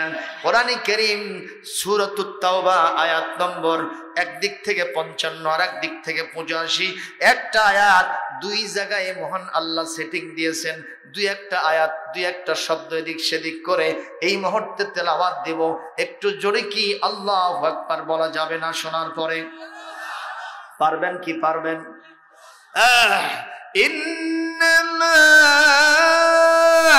ইউরিদুল্লাহু ফালা তুজিবুকা আমওয়ালুহুম ওয়ালা আওলাদুহুম ইন্নামা ইউরিদুল্লাহু লিউআযিবাহুম বিহা ফিল হায়াতিদ দুনিয়া ওয়া তাযহাকা আনফুসুহুম ওয়া হুম কারিহুন। আরো জোরে বলতে হবে আল্লাহু আকবার। আল্লাহ রাব্বুল আলামিন বলেন, নবী হে, ওদের ধনবল, জনবল, ক্ষমতা বল, ওদের চেহারা সুরত আপনি যা দেখতেছেন, এগুলো দুনিয়ার জীবনে আমি কেন দিলাম? একটাই মাত্র কারণ, লিউআযিবাহুম বিহা ফিল হায়াতিদ দুনিয়া ওয়াল আখিরাহ। দুনিয়ার জীবনে, আখিরাতের জীবনে বেশি বেশি আযাব যাদের ভোগ হয়, তাদের এই আযাবের কারণেই তাদেরকে আমি এগুলো দুনিয়াতে দিয়েছি। অর্থাৎ আনফুসুহুম, আর ওরা যখন মারা যাবে, ঈমান নামক মহাসম্পদ ওরা নিতে পারবে না। এক মুহূর্তে হঠাৎ করে দুনিয়া থেকে কাফের হয়ে চিৎপাটাং হয়ে যাবে। আমাকে জবাব দেন, যে নেতা যত বড় তার টেনশন কম না বেশি? যার ধন সম্পদ বেশি তার চিন্তা কম? কথা কয় না? আর যদি রিক্সা চালক দিন আনে দিন খায়, ঘরের দরজাও যদি লাগায় দেয়, কোনো টেনশন নেই, ঘুম কি কম হবে? আরো জোরে কন। বরং আরো বেশি হবে। ঘরের মধ্যে গরমের দিন একটু বাতাস ঢুকবে। আর যে কোটিপতি, কথা কন না কেন? চিন্তা আছে না নাই? দোকানের 10 জন কর্মচারী হিসাব নিকাশ শেষে টাকার বস্তা হাতে দিয়া বাড়িতে গিয়া ঢুকায় দিয়ে আসে। উনি অন্দরমহলে চলে গেছে, 7 তলার উপরে, চতুর্দিকে নিশ্চিদ্র নিরাপত্তা, তারপরেও ঘুম হয় না। এতগুলো টাকা বাড়িতে আছে, কোন দিক থেকে যে আসে ডাকাত? খালাতো ভাইরা। কতক্ষণ ঠিক না বে ঠিক? ওর কোনো ঘুম হয় না। আবার যে বড় নেতা আছে একটু বগুড়ার দিকেই তাকায় দেখেন না কেন, পিছনে অনেকগুলো মোটর সাইকেল থাকে। এটা মশান দেখানোর জন্য নয়, বরং নিজের নিরাপত্তার জন্যে। কারণ উনি সাহেব জানে আমার এন্ট্রি একটা গ্রুপ আছে, একা একা চললে বুকটা কোন সময় ঝাঁঝরা হবে আমি টেরি পাবো না। আল্লাহ তাই বলছে, এই ধনবল আর জনবল বাতিল শক্তিকে আমি যা দিয়েছি এগুলো দুনিয়ার জীবনে তাদের আযাবের কারণ। আল্লাহর কথা মিথ্যা হবে রে? এ মুসলমান কথা কন না কেন? আল্লাহর কথা মিথ্যা হবে? কষ্ট পাচ্ছেন? আমার নবীজির স্ত্রী আমাদের মা খাদিজাতুল কুবরা রাদিয়াল্লাহু তাআলা আনহা বললেন, ইয়া রাসূলুল্লাহ, আপনার জ্বর উঠেছে? আপনার জ্বর উঠেছে, তাদের টেনশন করছেন কেন? বলে, না, আমার ভয় হচ্ছে, হয়তো আমার কিছু হবে। আম্মা জান বললেন, কিছু হবে না, আমি তো আপনার সাথে আজ 15 বছর যাবত আছি। আপনার মধ্যে আমি স্পেশাল 5টা গুণ পেয়েছি যা পৃথিবীর অন্য কোনো স্ত্রীরা তাদের স্বামীর মধ্যে পেতে পারে না। আরো জোরে বলেন না, আরো জোরে বলেন না। কয়টা গুণ? 5টা গুণ আমি পেয়েছি। কষ্ট হচ্ছে কি আপনাদের? আমি কি মোনাজাত দিয়ে দিব? আলু ঘাটার সাটা কিন্তু হয়ে গেছে, বোধ হয় হয়েছে না বাবা? মোনাজাত হবে এখনই। একটু জিকির করেন, সুবহানাল্লাহ, আলহামদুলিল্লাহ, ইল্লাল্লাহ, সুবহানাল্লাহ, আলহামদুলিল্লাহ, সুবহানাল্লাহ, আলহামদুলিল্লাহ,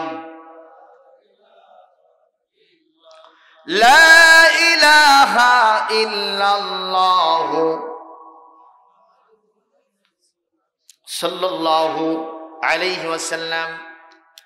ইয়া রাসূলুল্লাহ, আপনার 5টা কোয়ালিটির 1 নম্বর হলো ইন্নাকা লাতাসিলুর রাহমা, আপনি সব সময় আত্মীয়তার সম্পর্ক রক্ষা করে চলেন। সুবহানাল্লাহ। 2 নম্বর তুকরিউজ যায়ফা, আপনি সব সময় মেহমানদারি করেন।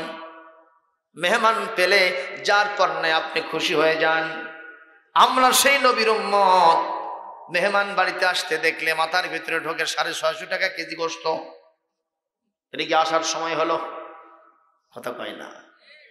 আজকে কয়টা গরু জবাই হচ্ছে আসিলাহার? কেউ কয় 3টা, কেউ কয় 4টা। তার মানে বেশি সংখ্যাই ভালো। 4টা গরু। বাড়িতে আত্মীয় স্বজন আসছে না আসে নাই? আলহামদুলিল্লাহ, এটা একটা মেহমানদের লক্ষণ। কিন্তু যে মেহমানরা বাড়িতে আসলো, শুধুমাত্র রিওয়াজ হলেই হবে না, তাদের শোনার জন্য আসতে হবে কোরআনের মাহফিলে।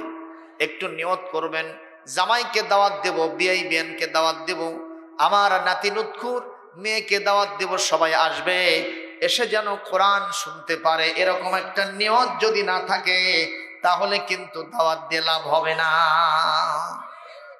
আমার নবীজি দিনের দাওয়াত যখন দিতেন, হযরতে আলীকে বললেন, আলী রে, তুমি একটা দাওয়াতের আয়োজন করো। হযরতে আলী বললেন, হুজুর কি দিয়া করব? বলে, দেখো, ছাগলের 1 পার্শ্বের কিছু গোশত আছে, আর 1 সা 3 কেজি 300 গ্রাম, 3 কেজি 300 গ্রাম, এতটুকুন একটু আটা আছে, আর এই আটা আর এই গোশত, এইটা 2টা দিয়া তুমি যা পারো একটু খাবারের আয়োজন করো। হযরতে আলী বলেন, আমার রাসূল বললেন তুমি একটু দাওয়াতি কাজ করো। আমি রাসূলের পরিবারের অন্তত 40 জন সদস্যকে দাওয়াত দিয়ে দিলাম। একটু জোরে বলুন আল্লাহু আকবার। এই আটা আর এই গোশত দিয়া আমি যখন রান্না বান্না শুরু করে দিলাম, এইবার মেহমানরা এসে উপস্থিত। আমার মন বলল, যা রান্না হলো 10 জন মানুষের হওয়াই বড় কঠিন হবে। এক পর্যায়ে নবীজি বললেন, এ আলী, টেনশন করবা না, আমরা শুধু খানা পাক করনেওয়ালা, বরকত দেনেওয়ালা হলেন আমার আল্লাহ। বরকত দেনেওয়ালা কে? আমাদের ওপর বরকত হবে। 2023 সালে কোনো দুর্ভিক্ষ হবে না যদি 2টা শর্ত আমরা পালন করতে পারি। কয়টা? আর জোরে কোরআন কারীম সূরাতুল আরাফ 96 নম্বর আয়াত আল্লাহ পাক বলেন ওয়ালাউ আন্না আহলাল কুরা আমানু ওয়াত্তাকাউ লাফাতাহনা আলাইহিম বারাকাতিন মিনাস সামাই ওয়াল আরদ ولكن كذبوا فأخذناهم بما كانوا يكسبون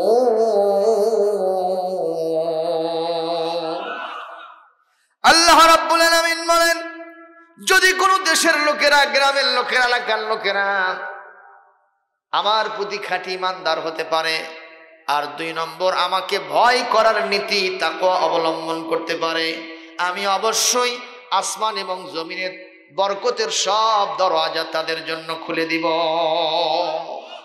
জোরে বলেন সুবহানাল্লাহ এই শর্ত কি আমাদের মধ্যে আছে ভাই আছে ইনশাআল্লাহ তো কসেন ঠিক কিন্তু আসলে নাই আপনারা কি লজ্জাবতী গাছ দেখছেন এলাকায় আছে এর ভূমিকাটা কি বৈশিষ্ট্য কি আপনি হাত দেবেন চুপসে যাবে কথা কয় না নুয়ে যাবে তো আমাদের দেশে আমরা যারা বিভিন্ন চেয়ারে বসে আছি আমাদের হাতের মধ্যে এতই ভাইরাস আছে যে কোনো খাবারের উপরে কোনো জিনিসপত্রের উপরে কোনো নিয়ামতের উপরে হাত দিলে লজ্জাবতী গাছের মতোই বরকত শূন্য হয়ে চুপসে যায় কথা কয় না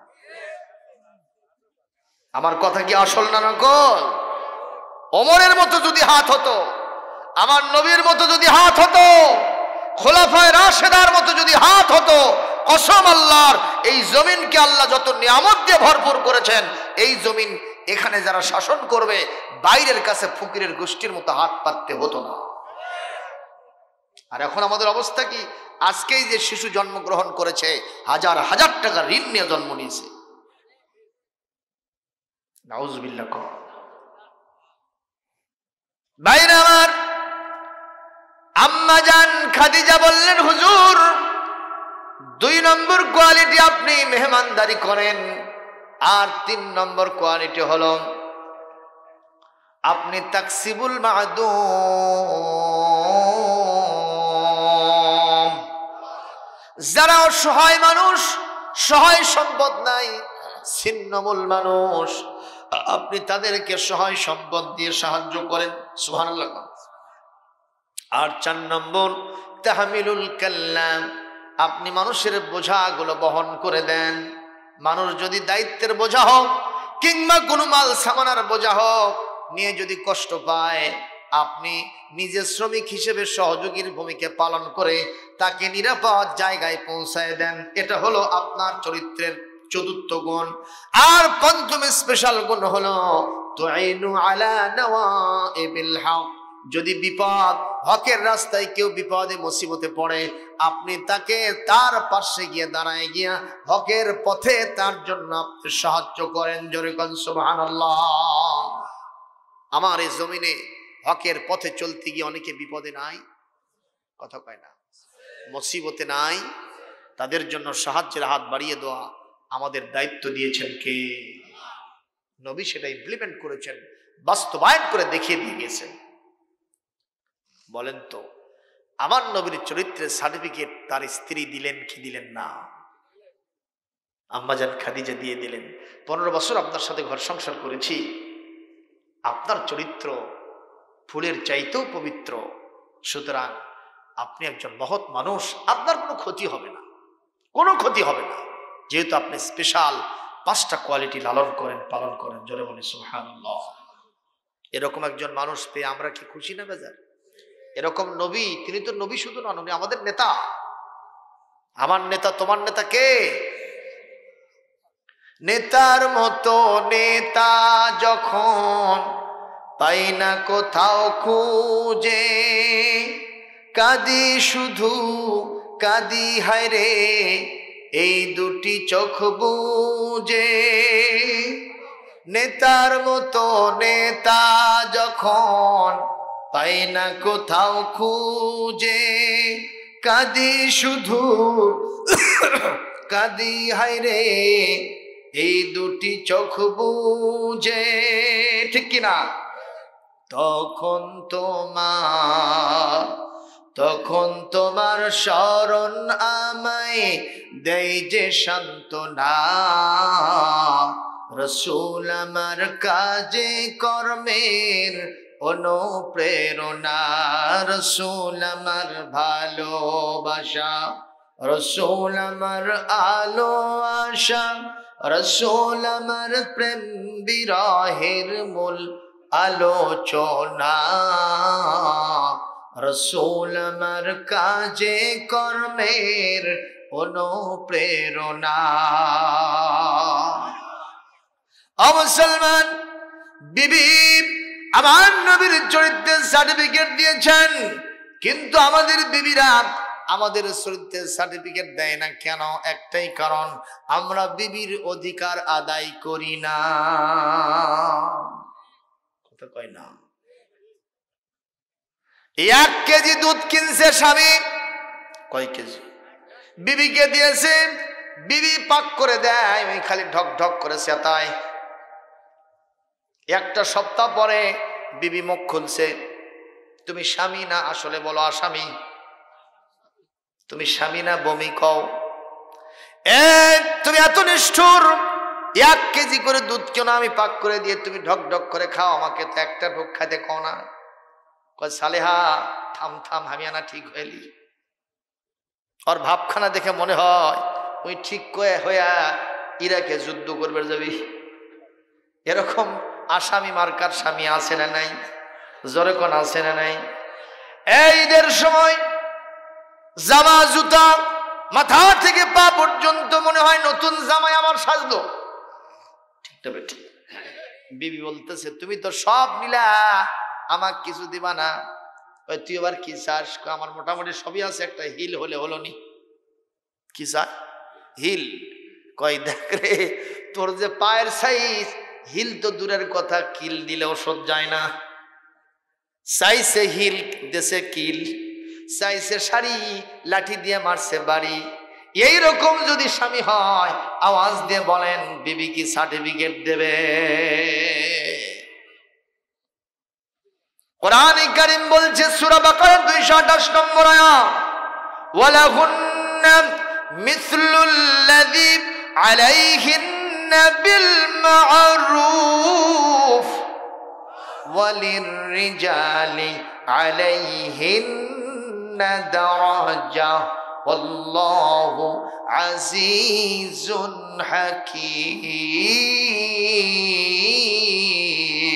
হাকীম। একটু জোরে কোন আল্লাহু আকবার।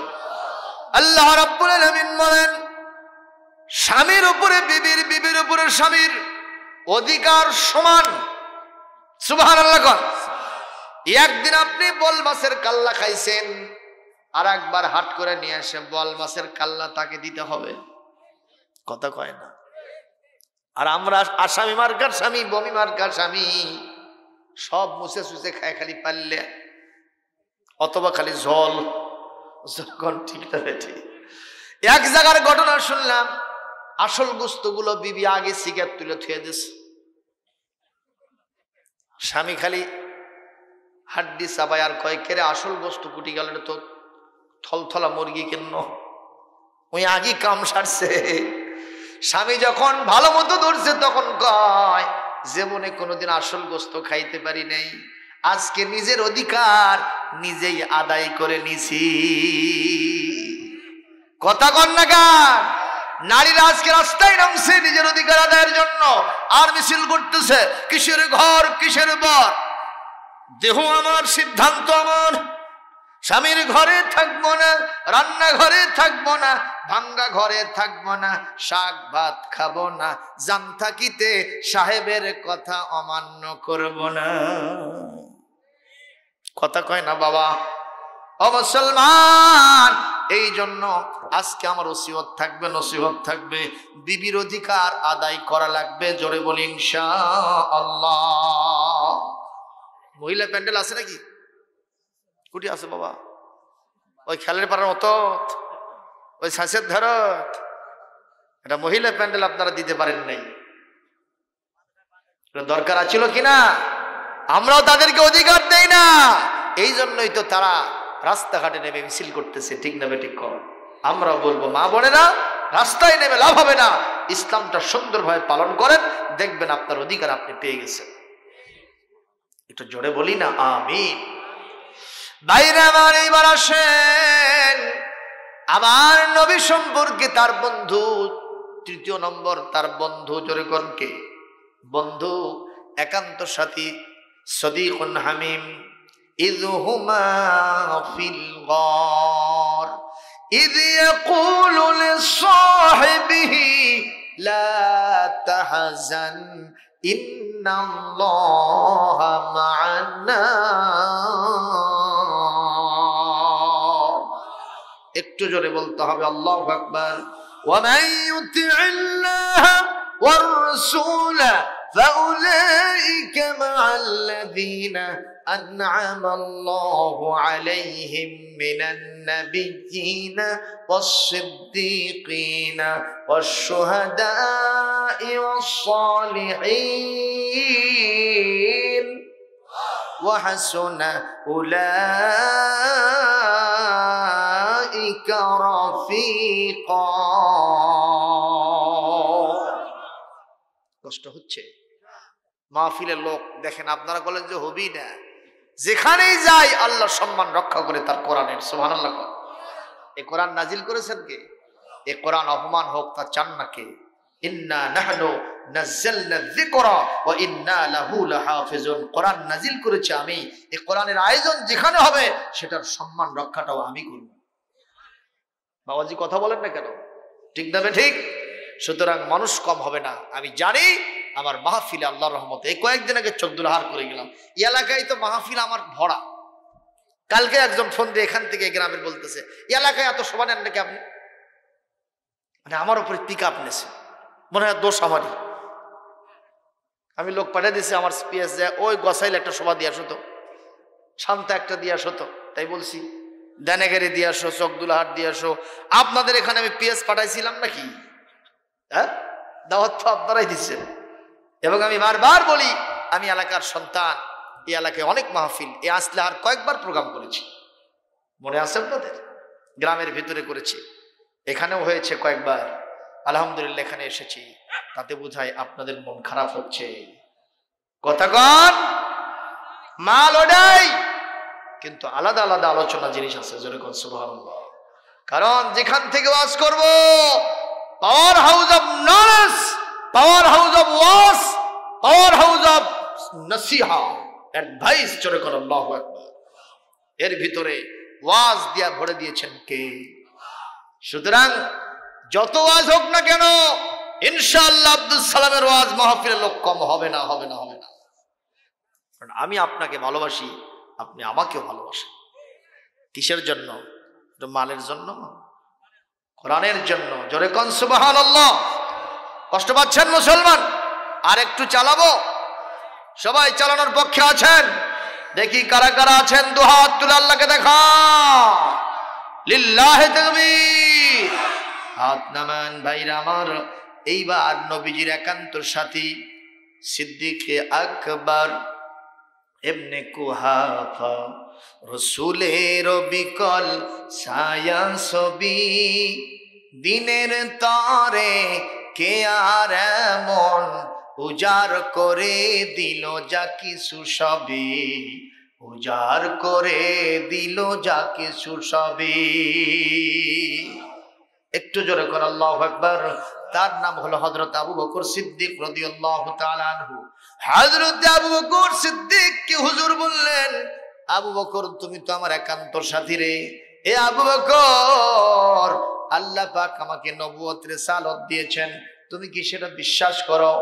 হযরত আবু বকর বললেন, ইয়া রাসূলুল্লাহ, ইয়া হাবিবাল্লাহ, জীবনে কোনোদিন আপনার সঙ্গ ত্যাগ করি নাই। আপনি আমার একান্ত সাথী। আপনার অনেক ইন্টারনাল অ্যাফেয়ার্স, গোপনীয় ব্যাপার সেবার সবগুলো আমি জানি। তবে একটা জিনিস, আপনার ওপেন এন্ড ইনস, ভেতর আর বাইরে যা আছে সবগুলো একাকার। আমি আল্লাহর নামে কসম দিয়ে বলতেছি, আপনি ছাড়া নবুয়তের মর্যাদা আসমান জমিনের নিচে আর কেউ হতে পারে না। আসমানের নিচে জমিনের উপরে নবুয়ত এবং রিসালাত দিয়া যিনি ধন্য গণ্যমান্য বরেণ্য হবেন তিনি আপনি তো হবেন। কারণ আপনার জীবনে এতটুকুন কোনো মিথ্যা, এতটুকুন কোনো গীবত, চুগলখড়ি, কোনো মানুষের সাথে কোনো খারাপ ব্যবহার আমি পাই নাই। সুতরাং নবী আপনি হবেন না তো কে হবেন? হাতটা বাড়ায় দেন, কোনো অবজেকশন নাই, আপনার হাতে হাত দিয়ে আমি মুসলমান হয়ে গেলাম। বন্ধু সার্টিফিকেট দিল কিনা? কথা কয় না। এইবার আসেন ৪র্থ নম্বর, বাড়ির চাকর চাকরানি। আল্লাহু আকবার কর। তার বাড়ির একান্ত চাকর ছিল, নাম তার হযরত আনাস বিন মালিক রাদিয়াল্লাহু তাআলা আনহু। জোরে কোন সুবহানাল্লাহ, আরো জোরে বলেন না সুবহানাল্লাহ। হযরত আনাস বিন মালিক বলেন, আমি ১ নয় ২ নয় ১০ বছর আমার সোনার নবীজির কাছে থেকে আমি তার খাদেম ছিলাম, চাকর ছিলাম। কয় বছর? ১০ বছর আমি তার চাকর ছিলাম। আমার সোনার নবীজি জীবনে কোনোদিন আমাকে বলেন নাই আনাস এই কাজটা কেন করেছ, অথবা বলেন নাই এই কাজটা তুমি কেন করো নাই। জোরে টন দিয়ে কোনোদিন কথা বলেন নাই। বরং একদিনের ঘটনা আমাকে হুজুর বললেন, আনাস এই কাজটা করার জন্য অমুক জায়গায় একটু যাও তো, এক সংবাদটা একটু পৌঁছে দিয়ে আসো তো। আমি সংবাদটা নিয়ে যখন যাচ্ছিলাম, রাস্তার ভিতরে দেখি আমার বয়সের ছোট্ট ছোট্ট ছেলে মেয়েরা খেলাধুলো করতেছে। আমি স্বভাব সুলভ ভঙ্গিতে ওখানে দাঁড়ায় তাদের খেলাধুলো দেখতেছিলাম। হঠাৎ করে প্রায় ২ ঘন্টা পার হয়ে গেছে। ওই জায়গাতে আমি যাইতে ভুলে গেছি। আমার সোনার নবীজি ছায়ার মতো আমার পেছনে এসে দাঁড়ায় আছেন। আমি চিন্তা করলাম কে আমার পিছনে ছায়ার মতো দাঁড়াইলো।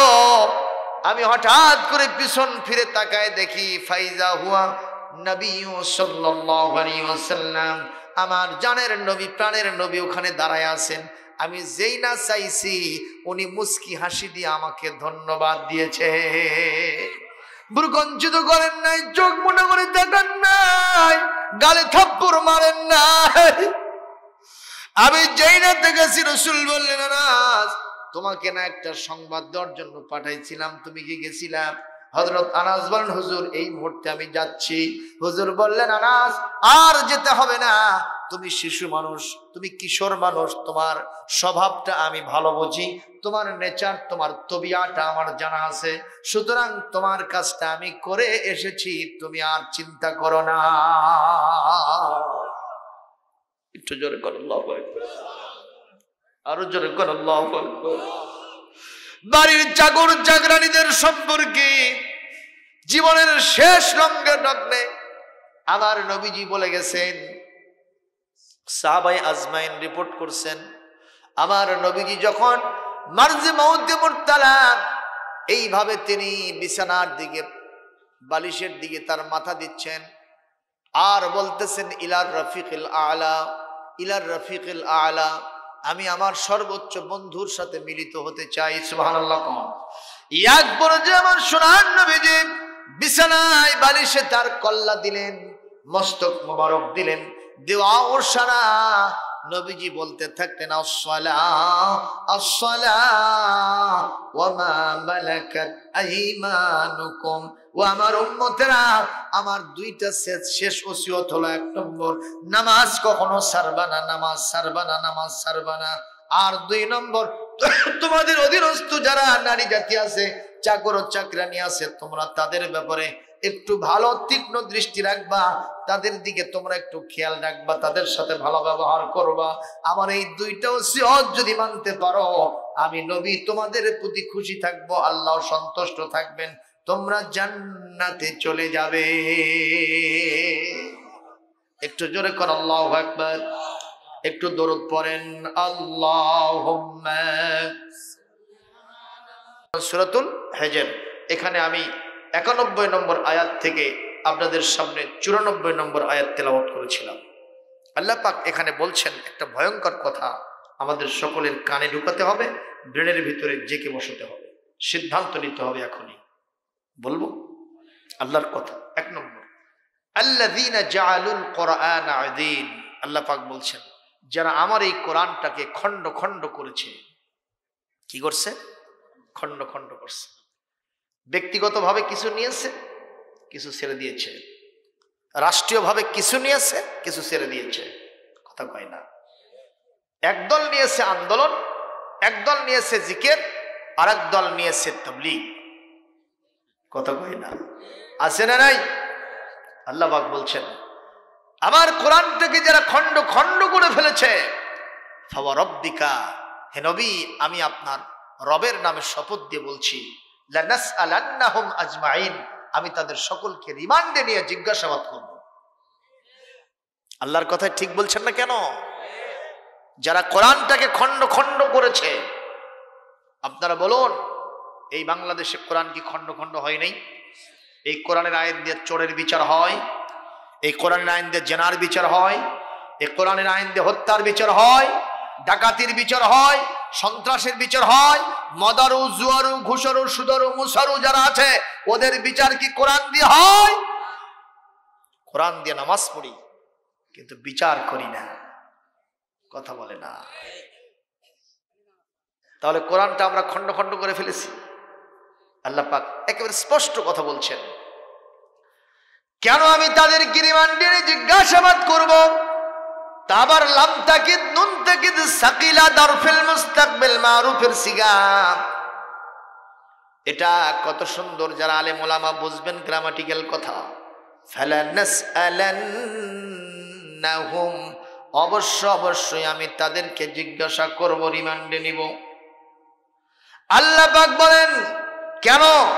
আম্মা কানু ইয়ামালুন, কারণ হলো আমার কোরআনের সাথে যে সর্বনাশ আচরণ তারা করেছে।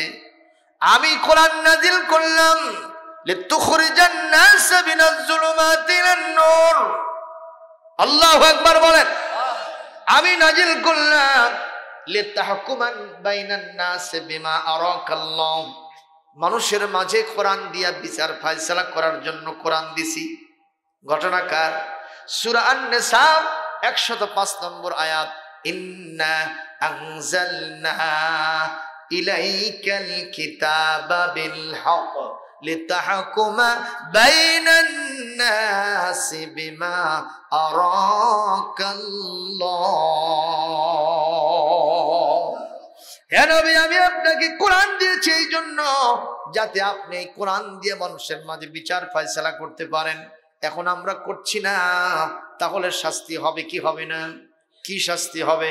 আল্লাহ পাক বলেন সূরা মায়েদা 45 থেকে 47 নম্বর আয়াত, ওয়াল্লাম ইয়াহকুম বিমা আনজালাল্লাহু ফাউলাইকা হুমুল কাফিরুনা ফাউলাইকা হুমুজ জালিমুনা ফাউলাইকা হুমুল ফাসিকুন। আল্লাহ রাব্বুল আলামিন বলেন, আমার কোরআনের বিধান দিয়ে যারা বিচার ফয়সালা জমিনে করে না তারাই কাফের। কার কথা? তারাই জালেম, তারাই হলো ফাসিক। যতই ইমানদারের মহড়া দেখাক, যতই কুরবানির গরু কাটুক, কথা কয় না, যতই ঈদুল ফিতরে সেমাই লাচ্চা কিনা দস্তুর মতো খাক, কথা বলে না বাবাজি, যতই হজ করুক, যতই যাকাত দিক না কেন, যতই রোজা রাখুক না কেন, যতই মুসল্লির ভেষ ধরুক না কেন, আমার কোরআন দিয়া বিচার ফয়সালা না করলে ওরাই কাফের, ওরাই ফাসিক, ওরাই জালেম। আওয়াজ দিয়ে বলেন এই মুফতি সাহেবকে, যিনি ফতোয়া দিলেন তিনি কে? এজন্য আজকে আমাদের সিদ্ধান্ত নিতে হবে, ইনশাআল্লাহ মনে প্রাণে চাইবো এবং আস্তে আস্তে আগাবো। যারা এই কোরআন দিয়া বিচার ফয়সালা করতে চাবে, ওই সবগুলো দেখা শেষ, এবার আর কোরআনের বাংলাদেশ। কথা বলেন ঠিক না বেঠিক? মুসলমান, আল্লাহ পাকের ইরশাদ হলো ফাসদা বিমা তুমারু ওয়া আ'রিদ আনিল মুশরিকিন। নবী হে, এই যে ওসিয়ত আর নসিহত নামা দ্বীনের দাওয়াতি কাজ আপনাকে দায়িত্ব দিলাম, আপনি এটা পালন করেন। আর যে কেউ আপনার সামনে আসুক এটার প্রতিবাদ করার জন্য, এটাকে উপেক্ষা করে চলুন মুশরিকদেরকে। আমি এদের ব্যাপারে পরোয়া করি না। ইন্না কাফাইনাকাল মুস্তাহজিঈন। আপনার দিনের দাওয়াতি কাজের পথে যদি কেউ বাধার সৃষ্টি করতে আসে, আমি আল্লাহ পাক তার দায়িত্ব নিয়ে নেব, আমি তাকে দেখে নিব। সুতরাং কোনো টেনশনের কারণ নাই। এই কোরআনে কারীমের যদি আপনি হক আদায় করতে চান, সর্বপ্রথম এই কোরআনটাকে আপনাকে পড়তে হবে, ঠিক না বেঠিক? আমরা এমন অনেক লোক আছি, আমরা পড়তেই জানি না। আছি না এরকম অনেক লোক? আমি হাত তুলতে বলবো না, অনেকে আছে যারা কোরআন পড়তে জানি না। আমি আসিয়ালাহারবাসীকে ধন্যবাদ জানাই। শুধু আসিলাহার কেন, অন্তাহার, লক্ষ্মী মণ্ডপ, ফোরকানিয়া মাদ্রাসা, এটা কয়েক গ্রাম মিলে, ঠিক না ঠিক করেন? কয়টা গ্রাম হলো? 1, 2, 3টা গ্রাম মিলে একটা বক্তব্য আপনারা এখানে করেছেন, ফোরকানিয়া মাদ্রাসা। এখানে কোরআন শরীফ শিক্ষা হচ্ছে, যোগ্য একজন হাফেজকে রেখেছেন। যারা যারা এখানে শিখতেছে তারা হবে জাতির গর্বিত সন্তান। যেরকম সুবহানাল্লাহ, আর জোরে বলেন না সুবহানাল্লাহ। এরা কিন্তু এই সমাজের হীরকখণ্ড তুল্য। আমি আমার কলিজার ধন সন্তানদেরকে সর্বপ্রথম আমার টার্গেট ছিল আমি তাদেরকে কোরআন শিখবো, এবং ইতিমধ্যেই আমার বড় ছেলেটা 18 পারা হাফেজ হয়ে গেছে। আমার ছোট বাচ্চাটা, মেজো বাচ্চা যেটা, ছেলেকে আমি মাদ্রাসায়, এই যে কঠিন শীতের রাত আমরা আরামে ঘুম পাড়ি, আমার ছেলেটা হাফিজ মাদ্রাসায় থেকে পড়াশোনা করছে, 12 পারা মোটামুটি হয়ে গেছে। তাকে আমি আবাসিকে দিয়ে দিয়েছি। এই যে এখনই কথা বললাম, বাবাজি আজকে আসবা না মাদ্রাসা থেকে? বাসায় আসার কথা ছিল, পরে আবার ফোন করে বলছে যে আম্মু আজকে যাব না, আগামী বৃহস্পতিবারে যাব। বলেন ছোট্ট ছেলেটার কোরআনের প্রতি কত আকর্ষণ হয়ে গেছে। সুতরাং এখান থেকে যারা শিখতেছে এরা এক একটা কোরআনের পাখি, মারহাবা, এরা তোতা পাখি। কোরআন কারীম যতদিন পর্যন্ত শিখবে, এই 3টা গ্রামের মুর্দা যারা কবরের ভেতরে চলে গেছেন তাদের কবরের শান্তি নাজিল করবেন কে? সুতরাং এই দিনের বাতিটা জ্বালিয়ে রাখবেন না নিভে দেবেন? কে কে জ্বালিয়ে রাখতে রাজি আছেন? 1 হাত না 2 হাত তুলে আল্লাহকে দেখাবেন।